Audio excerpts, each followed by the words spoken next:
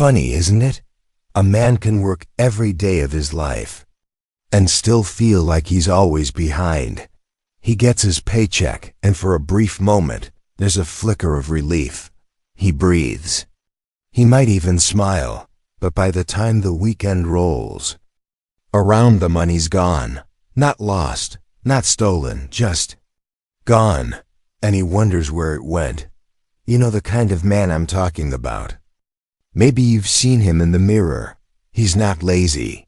He's not stupid. He's not evil. He's just tired. Tired of chasing something that always slips through his fingers. I'll tell you the truth no one likes to say out loud. It's not just about how much money he makes. It's how he spends it. That's the difference. You see, poor people don't just have less money. They think differently about it. They move differently with it. It's not because they're bad.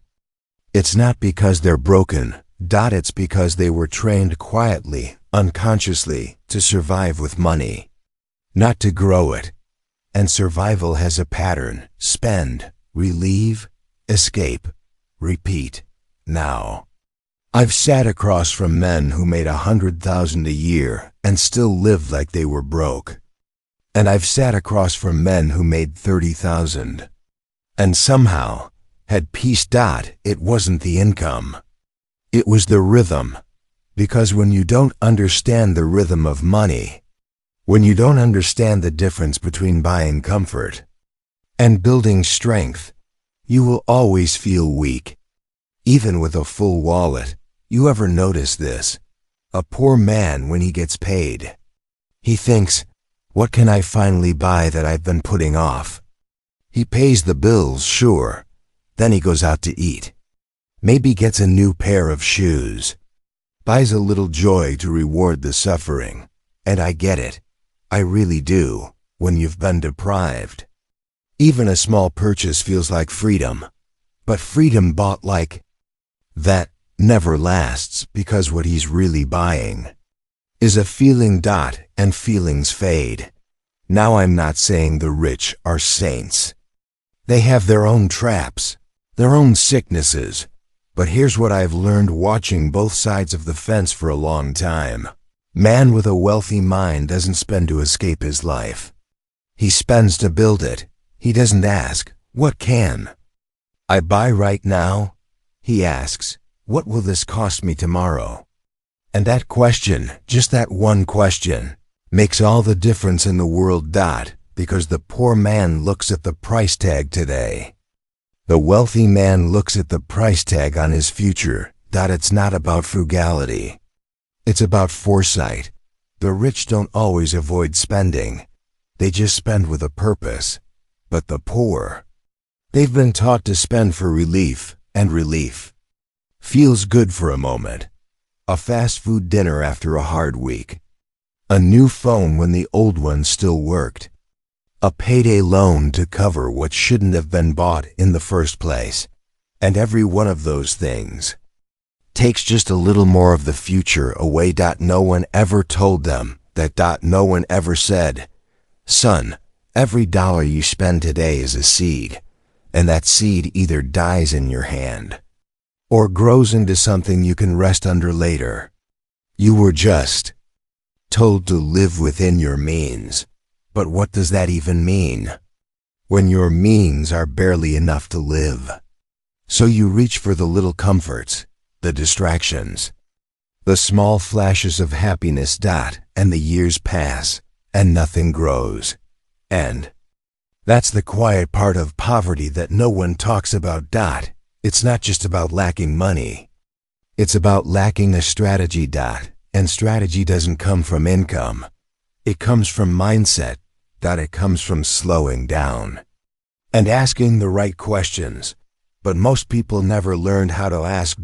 They were too busy surviving, too busy patching up the present to think about the future, too busy fixing a flat tire to notice the engine was dying. And I don't blame them. When life keeps knocking you down, you don't ask why the foundation's cracked. You just get up again. But I'll ask you now, gently, Have you ever looked at how you spend? Not judged, not blamed, just looked? Have you ever traced your money back to your thoughts? Have you ever noticed what you're really buying? Because most people aren't buying things. They're buying silence. They're buying distraction. They're buying time they don't know how to use. And that is the beginning of the trap. We'll talk more if you're willing. But first, just sit with this. How you spend your money is how you tell the world what you believe you deserve. So, let's keep going. Last time, I asked you to pause. To notice, to look at how you spend, not from guilt, not from shame, but from curiosity, because what you're buying is rarely just the thing in the bag. It's the story underneath. Most people have no idea they're telling stories with their money. They think they're buying dinner, or clothes, or shoes for the weekend, but really, they're buying something else. A feeling, a memory, a chance to feel like they matter, if only for a few minutes. You ever wonder why someone struggling with rent still finds a way to buy a brand new phone? Or why someone behind on bills somehow eats out 3 nights a week? It's not logic. It's not math. It's emotion.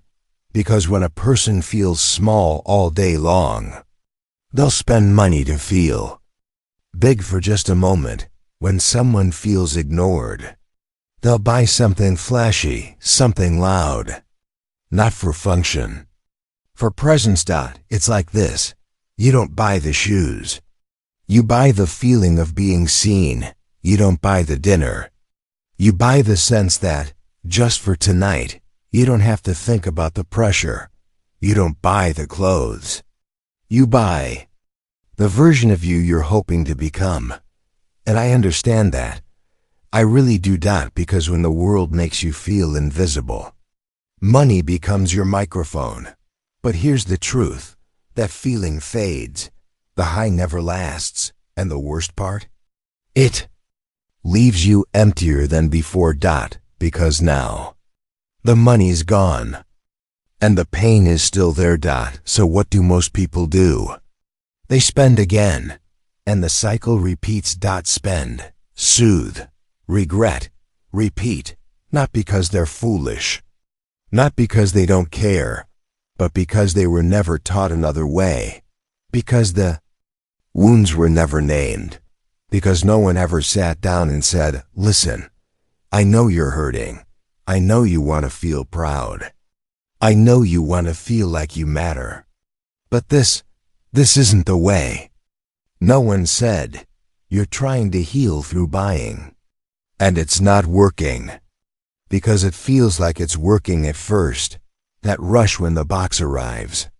That glow when someone compliments your shoes. That relief of not cooking, not cleaning. Just sitting in a restaurant booth, breathing, but inside, you're not any closer to peace. And that's the part that stings the most. You spent to feel full. But you still feel hollow. And somewhere deep down, you know it. That's why the guilt creeps in. That's why the shame follows you home. You didn't just spend money. You spent meaning. You spent hope.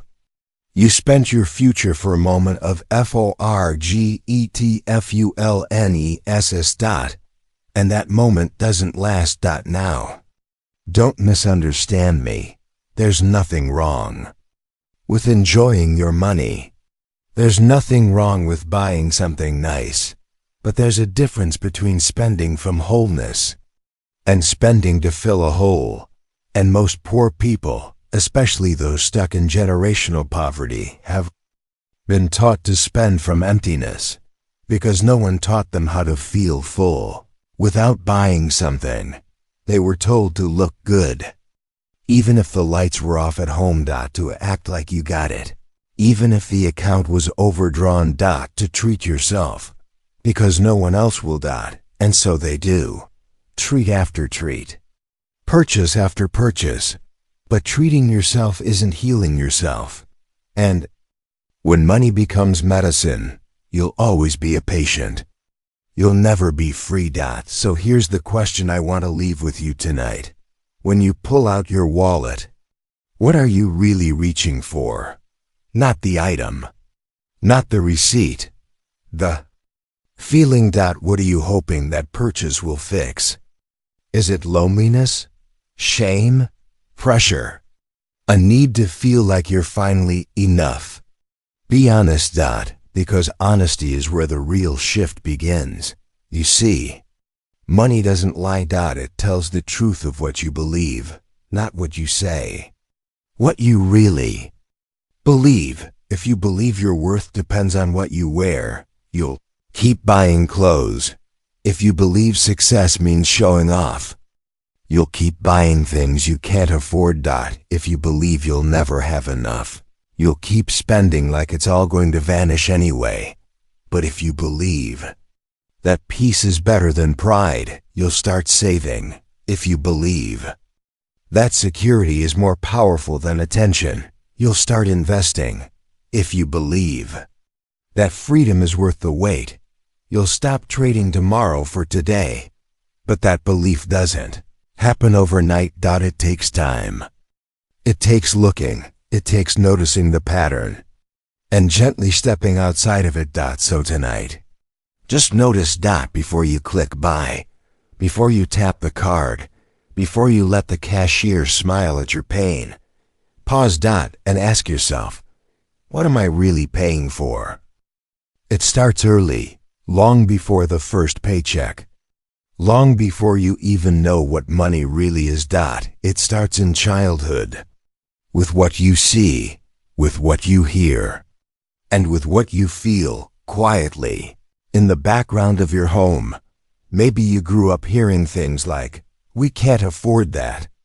"Money doesn't grow on trees." "Rich people are greedy." "Don't ask for too much." They sound like simple phrases, just words, just the things adults say when times are tight. But those words, they sink in, they shape how you see the world. And more importantly, they shape how you see yourself inside that world. You start to believe that money is always just out of reach, that it's something to fear or chase, but never rest with. You begin to see money as a source of tension, a thing that makes your parents fight, a thing that causes silence at the dinner table. So you learn early, money equals stress. That belief follows you into adulthood.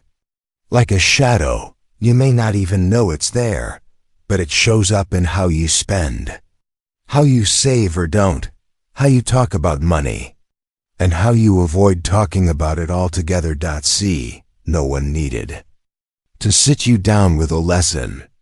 You learn through watching when your parents spent their last dollars on things they didn't need. You learn that spending is survival. Spending is relief. Spending is the only way to feel in control. And when you saw them panic when bills came, you learned that money brings anxiety, not peace. So now, as an adult, what do? You repeat what you saw, not because you want to, but because it's familiar. And the mind loves the familiar. Even if it hurts. It's like walking through a maze with your eyes closed, because that's how you saw everyone else do it. You think, this is just life. This is normal. But what if it's not? What if what you called normal is actually the very thing that's keeping you stuck? See, poverty isn't just a condition, it's a culture, a way of thinking, a rhythm that gets passed down. Like a family recipe, even if no one wrote it down, you inherit it, not through will, through environment. And breaking that rhythm feels like betrayal. You feel guilty for saving when your family never could. You feel strange investing when no one ever taught you. You feel unsure, like you're stepping outside the story you were born into. Because you are. You're not just changing how you spend. You're changing the whole language. And that's hard. It's hard to be the first in your family to say, "We don't need to buy that right now," or "Let's wait, let's plan," or even, "No, I'd rather build than pretend." It sounds simple, but it shakes the ground beneath you, because for a long time, your identity was wrapped up in how you coped, how you treated yourself, how you distracted yourself from the weight of never having enough. But you're not that child anymore. You're not that scared kid in the grocery store watching your mom put things back. You're not the teenager pretending he's okay while his shoes fall apart. You're not the one who has to prove to the world that you matter by the brands you wear. You're older now. And if you're listening to this, you're also wiser than you were. So I'll tell you this gently. You can keep the love from where you came from. Without keeping the fear, you can honor the struggle. Without repeating the dysfunction, you can be grateful for what your parents gave you, even if they didn't give you a healthy mindset around money. This isn't about blame. They did the best they could. Just like you're doing now. But now, it's your turn to choose. You can choose to spend with intention, not impulse. You can choose to spend from a place of stability, not stress. You can choose to build something new, even if no one taught you how, even if you have to learn slowly. The way a tree learns how to reach for the light after growing in the shade. It takes time, but it's possible. And the first step? It's not budgeting. It's not investing. It's not side hustles or spreadsheets. It's this, realizing that how you've been spending was never about money. It was about memory, emotion, habits soaked in silence. But now, you can start listening. You can start asking questions your parents never asked. You can start writing a different story, one where money isn't a threat, where spending isn't a reaction, where ownership replaces overwhelm, and it all begins right where you are, right here, right now. No need to rush. We'll keep walking. You ever feel it? That quiet pressure, that invisible weight, that sense that somehow you always need to look better than you feel. To appear like you've got it together, even when your soul and your wallet are tired. You're not alone. That pressure is real. And it starts long before you realize what it's doing to you. We live in a world that doesn't reward depth. It rewards image. You're told without words that how you look matters more than how you live. So you dress sharp. Even if you're late on rent, you drive a car that turns heads. Even if the loan is drowning you, you buy the latest phone. Even if your fridge is half empty. Why? Because the world is watching. Because you were taught to be seen, not to be safe. And here's the part that hurts most. Poor people are often the ones trying the hardest to look rich, not because they're foolish, but because they've been told their worth is in how they're perceived. When you don't feel valuable inside, you decorate the outside. It's a kind of armor, a shield against shame. Because in many places, especially in poor communities, what you wear is your status. It's how you're judged. It's how you're accepted. And if you don't play along, you're looked down on even by the people who are just as broke as you.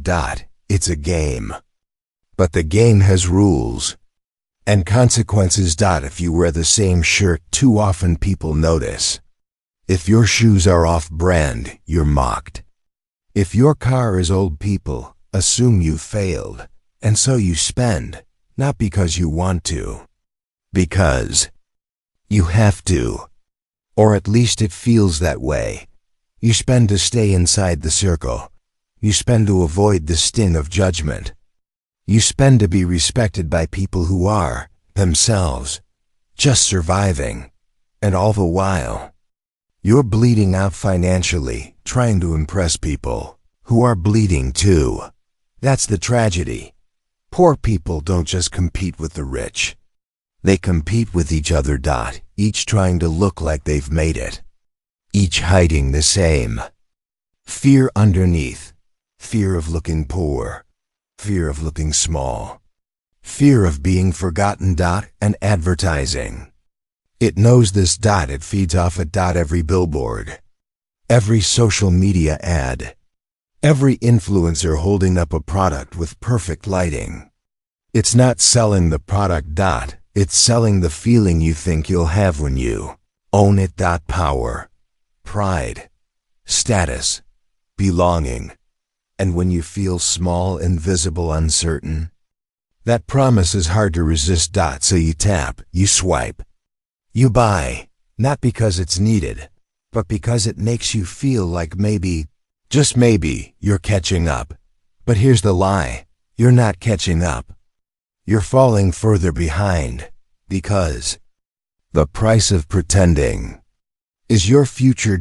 And every time you buy for show, you delay what's real. Your savings, your investments, your security, your peace. All pushed back for the sake of appearances.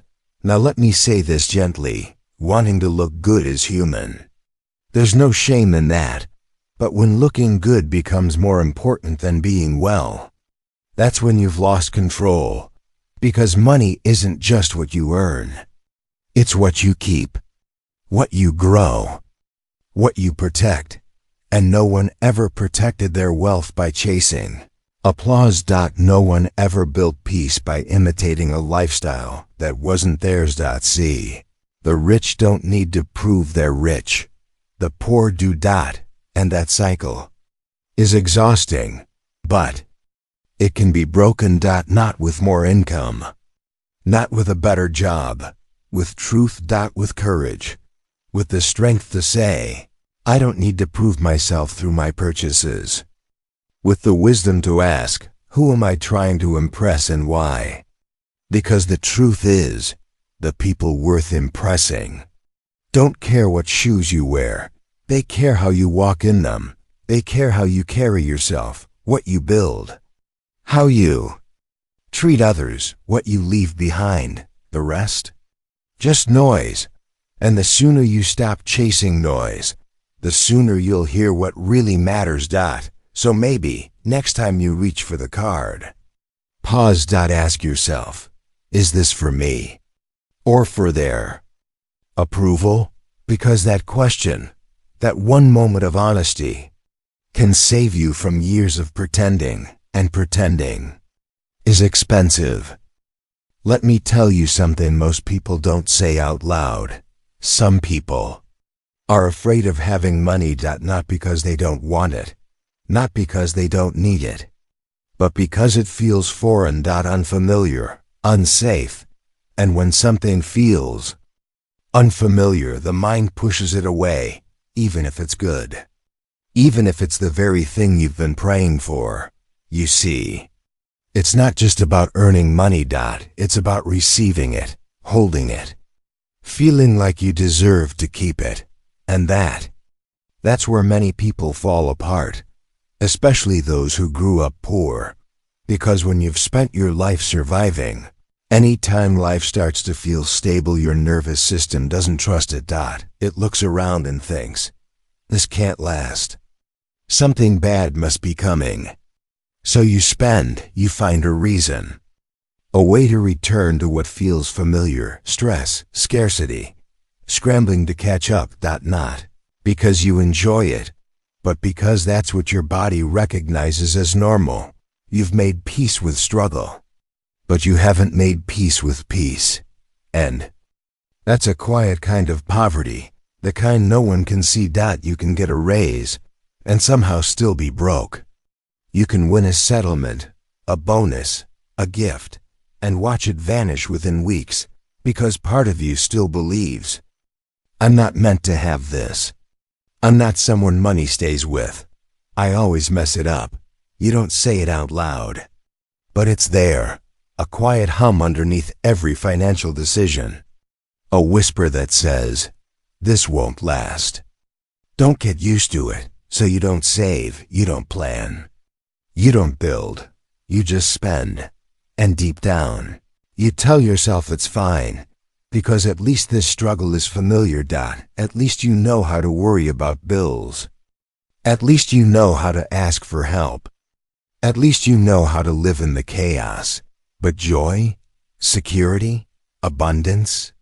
You don't know what to do with those dots, so you run, sometimes quietly, sometimes dramatically, but always eventually back to where you started, because the pain of poverty, to some people, feels safer than the uncertainty of success. That's how deep this runs. That's how powerful your early conditioning can be. You see, your identity is like a thermostat. If your internal temperature is set at struggle and life starts to warm up, you'll open a window. You'll turn on a fan. You'll find a way to cool things down until you're back where you're used to. And unless you change the setting, it won't matter how much money comes in. You'll always find a way to lose it, because having money requires believing you're allowed to. And that's a belief many people never learned. They were taught they were meant to struggle. That wealth is for other people. That they should be grateful just to get by. So they shrink. They apologize. They self-sabotage. They buy things they don't need. Lend money they can't afford.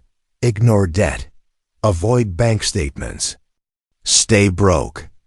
Even when they don't have to be. Why? Because being broke feels like home. It's what they know. But just because something is familiar doesn't mean it's right. And just because you've always struggled doesn't mean you always have. 2. You can change your internal setting. Bit by bit, breath by breath, you can learn to feel safe with money, to hold it without fear, to save it without guilt. To let it grow, without finding a reason to burn it all down. But first, you have to notice the pattern, not just your spending, but the feelings that come after. What do you feel when your bank balance rises? Relief or panic? What happens when you finally have enough to rest? Do you enjoy it? Or do you start reaching for ways to create tension again? Some people pick fights. Some people go shopping. Some people sign up for new payments just to feel the pressure again. Why? Because peace feels boring, foreign, unearned. But peace is not boring. It's just quiet. And most people have never learned how to be still inside that quiet. So they make noise, financial noise, emotional noise, debt noise, not because they're careless, but because they're scared. Scared of who they might become if they were no longer struggling, because struggle gives you identity. It gives you a story, a reason for why you're stuck. But freedom? That's a blank page, and blank pages scare people. But maybe you're ready to write something new. Maybe you're ready to stop proving how well you can suffer and start learning how well you can thrive. Maybe you don't have to feel guilty when you have more. Maybe it's okay to let money stay. Let's sit with this now. Not the shame, not the fear, just the quiet truth of it. Most poor people were never taught how money really works. Not in school, not at home, not even in the moments that mattered most. They were handed a game with no rulebook, told to play, told to survive, told to figure it out as they went. So they did. They learned to hustle, to juggle bills, to stretch a paycheck until it snapped. They learned how to get by, but not how to get ahead, because getting by is a different game. It's reactive, urgent, full of short-term moves. You pay what's late. You buy what's cheap. You avoid what's complicated. It's like running through a forest, dodging trees, never knowing where the path leads. But wealth? Wealth is a different kind of forest. It moves slowly, quietly, strategically. It requires planning, patience, understanding. And if no one's ever shown you the map, you'll keep running in circles. Now, think about this. When did anyone teach you about interest rates, about investing, about taxes, credit, compound growth? Not theory, not numbers on a calculator, but how to live with it, how to navigate it, how to use money the way the wealthy do. Chances are no one did, because most schools don't teach it, most homes don't speak of it. And most people who know stay quiet. It's not a conspiracy. It's a silence. And that silence is loud. Because when you don't know how the system works, you think the system is broken, but it's not broken. It's just built for those who understand it, and those who don't, they get trapped, not because they're lazy, not because they're bad with money, but because they're playing checkers. On a chessboard, they know how to work hard, but not how to position, not how to strategize, not how to leverage. So they trade hours for dollars. Forever. They buy liabilities, thinking they're assets. They confuse income with wealth. They chase pay raises, but never build equity, because that's what they were taught. Work more, earn more, spend more. Repeat. And when it doesn't work, they blame themselves. They think, I must be bad with money. I must be cursed. I must not be smart enough. But the truth? You were never handed the manual. You were given a car with no keys and told to keep up with everyone else. And that's not failure. That's miseducat. It's financial illiteracy, passed down like a family heirloom. You saw your parents hustle. You saw them worry. You saw them sacrifice, but you never saw them build. So now you know how to work, but you don't know how to rest, how to grow, how to let money multiply in silence, the way wealth often does. And here's the hardest part: when you start to learn, when you finally understand what you weren't taught, you'll get angry. Angry that no one showed you. Angry that others had a head start. Angry that you spent so many years blaming yourself for what you were never given. And that anger? That's okay, let it come, because buried underneath it is your power. You can't control what you weren't taught, but you can choose what you learn now. You can begin to study the game you were born into and stop playing it blind. You can learn the difference between active and passive income, between buying things and building value, between being a consumer and becoming an owner. And no, it won't all change tomorrow. You won't become a master overnight, but every shift in awareness is a move toward freedom. Every time you pause before spending, every time you ask, what is this really costing?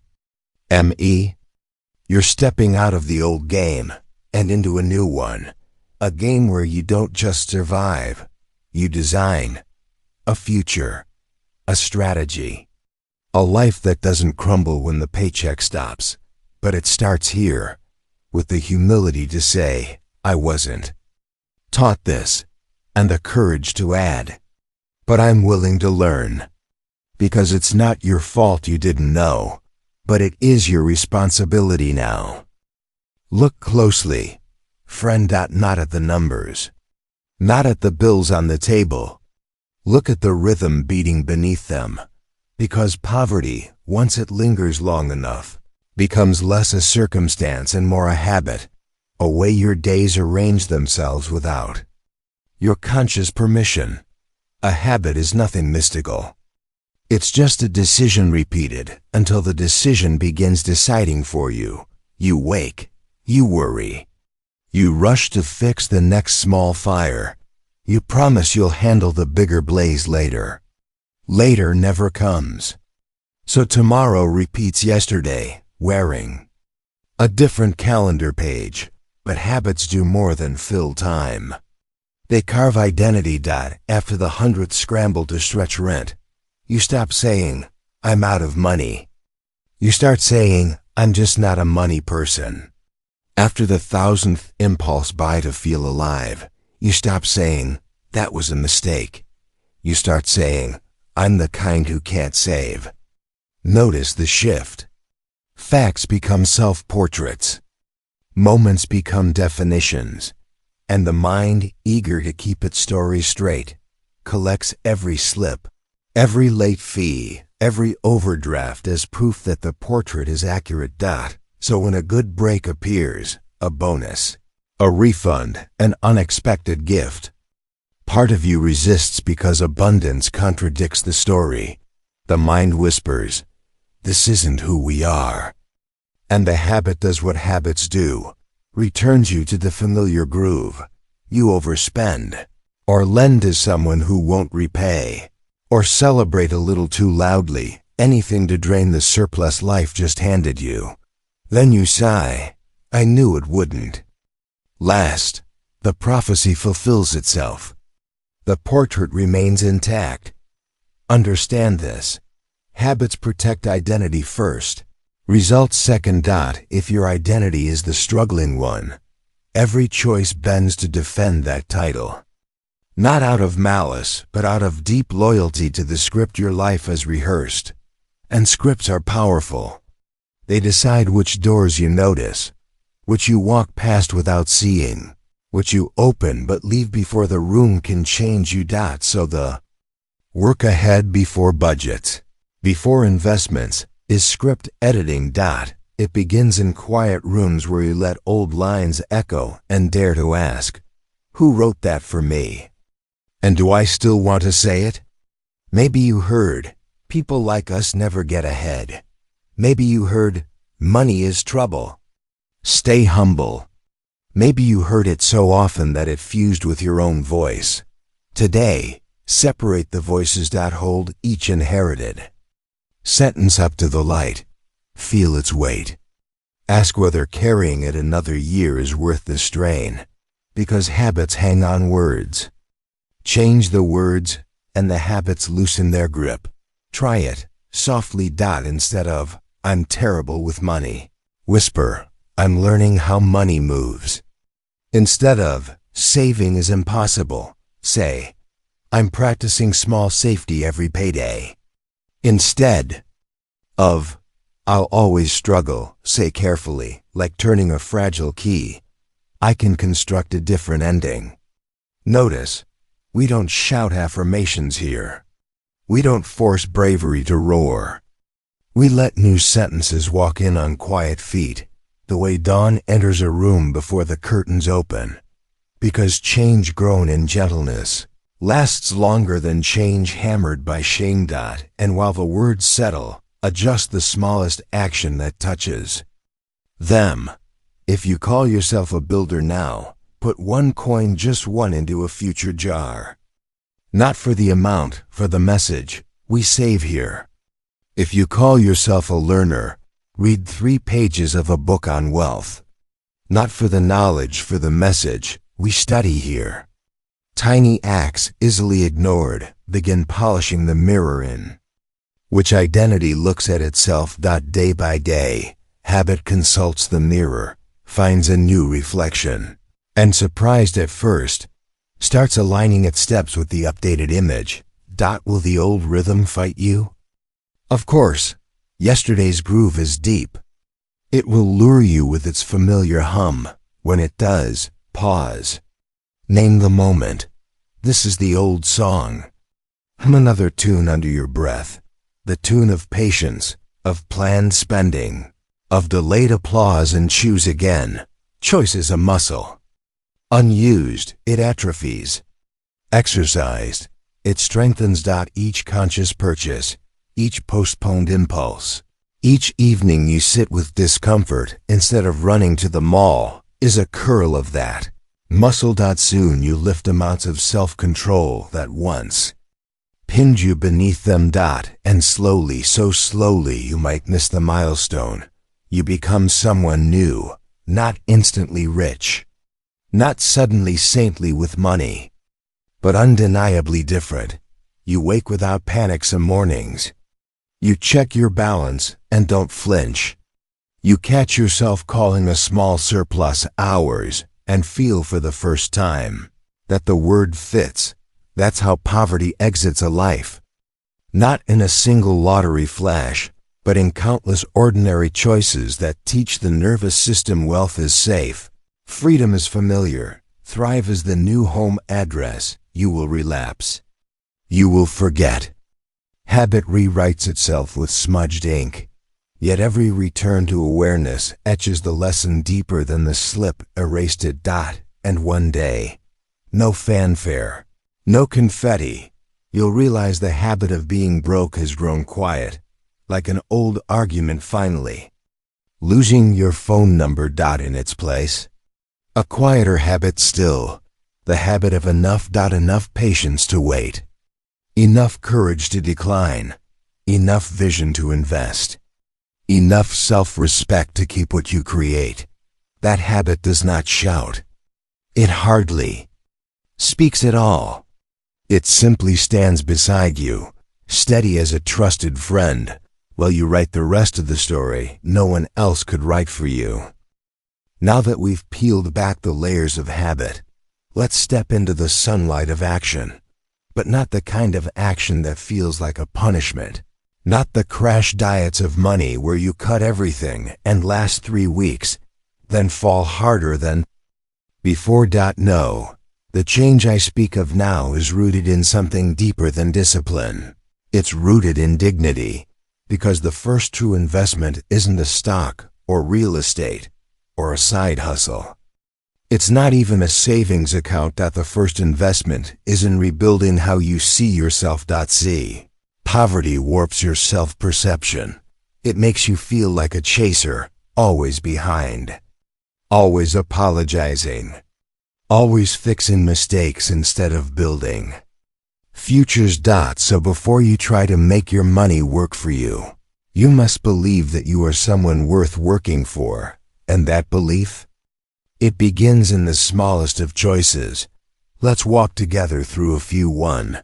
Respecting the flow. Money, like water, is always moving. Poor people often treat it like it's either feast or famine. I have it now, so I must enjoy it, or don't have it, so what's the point in planning? But wealthy people, even those who started with little, learn to treat money like a river. Something that flows in, flows out, but can also be channeled. And the very first channel you must dig is not toward bills or debt or splurges. It's toward a small holding pool labeled My Future.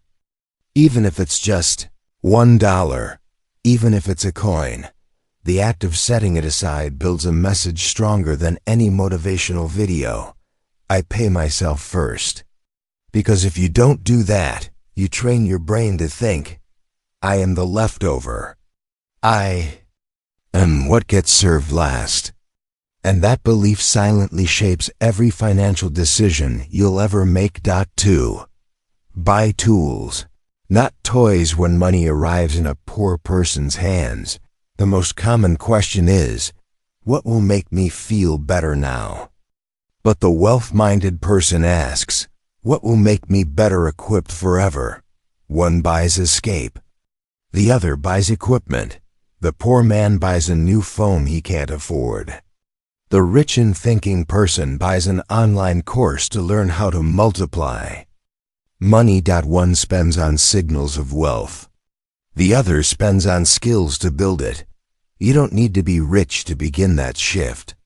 You just need to ask, every time money shows up, am I buying comfort or capability? Comfort fades. Capability compounds. Spend to build something in you. not just around you. 3. Learn to hold. This may sound simple, but it's a quiet revolution. Learn to hold money, not out of fear, not out of guilt, not out of scarcity. Hold it because you respect it. Hold it because you respect yourself. The poor mindset often spends the moment it receives. It's reflex, not choice. But holding, even for a week, even for no reason at all, is a declaration. I am no longer in survival mode. I am capable of waiting. This practice rewires something ancient in the nervous system. It signals safety, and from safety, wisdom can finally emerge. 4. Learn to use time as a lever. Here's a truth no one teaches in school. The wealthy don't just use money. They use time. Time is the great multiplier.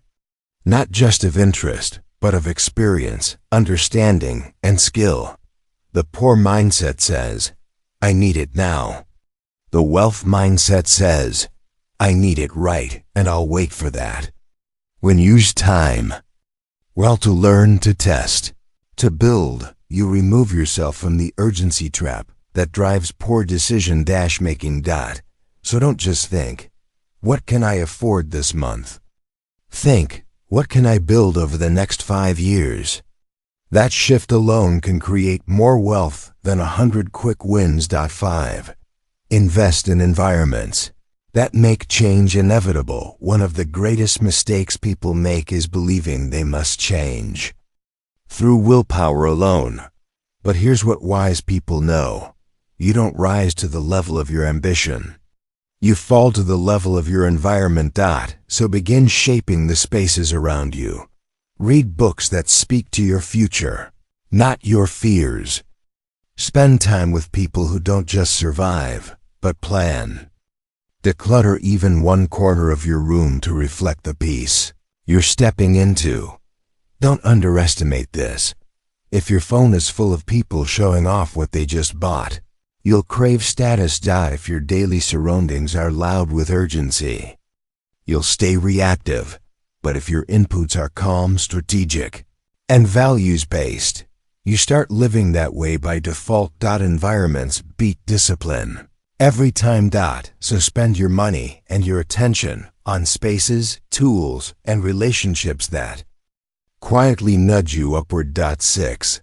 Measure what matters. Poor people often measure money by what's left.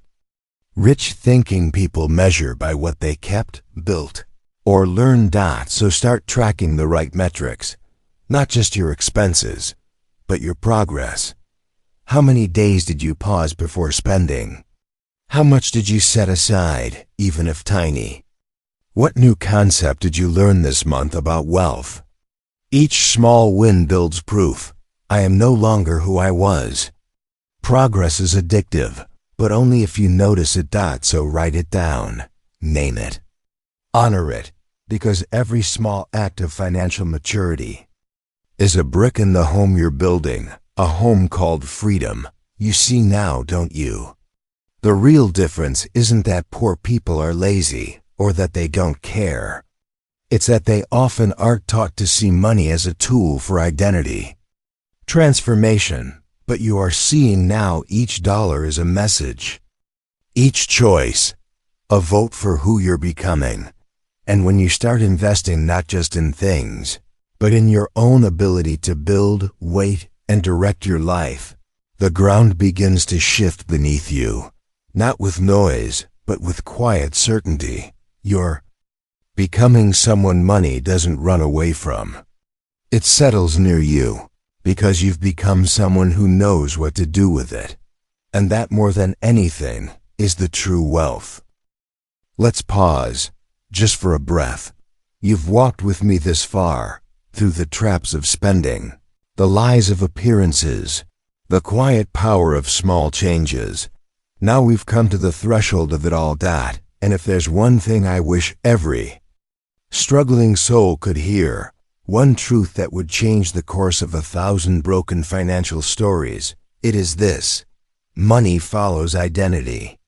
Not talent, not hustle, Not luck. Identity. Who you believe you are, deep down, when no one is watching, shapes how you treat money. Let me explain. Poor is a mindset before it's a condition. See, being broke is a financial state. It can happen to anyone. But being poor, that's a way of seeing the world. It's seeing limits instead of options. It's assuming you'll always struggle. It's carrying shame around your neck like a chain. When someone has a poor mindset, they don't just lack money, they lack the permission to imagine more. So they sabotage. They settle. They shrink their vision to match their wounds. But the wealth-minded person, even if they are currently broke, believes something different. They say, "This is where I am. It is not who I am." That one decision, to separate their situation from their identity, is the turning point. And if you can make that decision, even before the money arrives, you are already wealthier than you know. Identity is the root of all behavior here. That's what most people get wrong about change. They try to change their actions without changing their identity. They say, "I'll start budgeting. I'll save more. I'll stop wasting money," and maybe they do. For a while, but eventually the old beliefs win. Why? Because actions are branches. Identity is the root. If deep down you still believe, "I'm bad with money. I'll never get ahead. I'm not someone who builds wealth," then no matter what you do, you'll find a way to return to that belief. You'll spend too much. You'll miss opportunities. You'll stay in survival mode, not because you want to be poor, but because your identity has not been updated. So the true work isn't in the budget. It's in the mirror. You must choose. Who are you becoming? This is not a question of goals. It's a question of self-image. Who do you see when you close your eyes? Do you still see the broke version of yourself? The one who can't win, who's always behind? Or do you see someone who learns, who adapts, who builds with intention? Because wealth begins in that image. Every time you delay gratification, every time you say, "Not now, but soon," every time you put $1 toward growth instead of escape, you're voting for a new identity. And eventually, the votes add up. You become someone who handles money with respect. You become someone opportunity wants to be around. You become someone who no longer feels like an imposter when you talk about wealth. You become someone who lives from purpose, not panic. That's the real shift. Your environment is voting too. Now listen carefully, because this is where most people fail. You cannot build a new identity while staying surrounded by old evidence. If everyone around you is broken mindset, if they mock growth, or saving, or learning, they are casting votes for the old you. So you must make a new decision. I choose to belong to a different future. You may not have new friends yet. You may still live in a place where people think you're crazy for changing. That's okay. But you must build a secret place inside you, where your new identity lives and breathes. You must feed it with books, ideas, quiet moments of reflection. You must protect it from noise, comparison, and shame. And most of all, you must keep showing up, not just to tasks, but to this new self. Because if you don't show up for them, nobody will. The richest people are just people who decided differently. Let this comfort you. Nobody is born with a rich mindset. Everyone begins life poor, not always in money, but in understanding. Some stay there. Some escape through struggle. Some awaken through wisdom. But in every case, there is a moment just like this, where a person looks at themselves and says, "I've lived long enough like this. Now I decide who I am." And from that moment forward, money becomes something Different. Not a measure of worth, but a reflection of clarity. Not a god to chase, but a tool to direct. Not a fantasy, but a form of freedom. And that's when money finally begins to stay, because it has found a home in someone who knows who they are. So ask yourself now, gently and honestly, who am I becoming by the way I treat money? If the answer doesn't sit well with you, don't run from it. Just decide again, and then take the next small step, not toward wealth, but toward alignment, toward being the kind of person who acts today like the future is already theirs. Because it is. It's just waiting for you to walk like you believe it. Now this last part might sound cold at first, but I promise you, it's not. It's simply the truth that most people never hear. And because they don't hear it, they keep suffering. So here it is. Money doesn't come to those who need it most. It comes to those who are ready for it. You see, life is not a charity. Money is not a rescue mission. It is a tool, and tools flow to those who know how to use them. That's the bitter pill, but also the beautiful one. Because readiness, that's something you can build. Need is not enough. I've seen people cry over unpaid bills. People beg for a chance, a job, a miracle. And still, nothing changes. Meanwhile, someone else, maybe less talented, maybe less desperate, gets the opportunity. Why? Because the second person was prepared. They didn't just hope. They trained. They built systems. They showed up when no one was watching. Need is emotional. Readiness is practical. And money. Money flows to structure, not sorrow. How the world actually works. We all wish money worked like a justice system, that the most deserving people would get ahead. But money isn't moral, it's mathematical. Money goes where value is created, where problems are solved, where minds are disciplined, and decisions are sound. If you want more money, you don't get there by feeling bad. You get there by building better containers. A budget is a container. A skill set is a container. A calm, focused mindset is a container. Without those, even if money does come to you, it won't stay, because the house was never ready for the guest. Don't attract what you want, you attract what you prepare for. This is why lottery winners go broke. Why overnight success collapses. Why talented people stay poor. It's not because they didn't want money. It's because they weren't too ready to handle it. Their habits weren't ready. Their beliefs weren't ready. Their nervous systems weren't ready. They got the thing, but they couldn't carry it. That's why the real work of becoming wealthy is not out there. It's in here. Readiness is quiet. It's not flashy. It's not loud. It's the man who says no to the impulse buy. The woman who studies personal finance when no one else cares. The young person who saves $10, not because it's much, but because it's a message to their future. I'm becoming someone you can trust. Every act of discipline is a signal. Every bit of order you bring into your financial life says to the universe, I'm not just dreaming, I'm building the foundation. And money? It respects structure. When you're ready, it notices.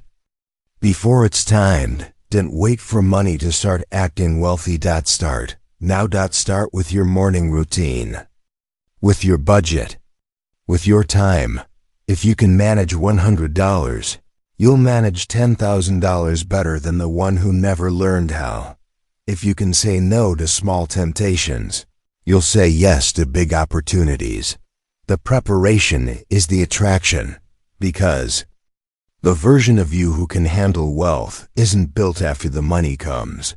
They are built long before.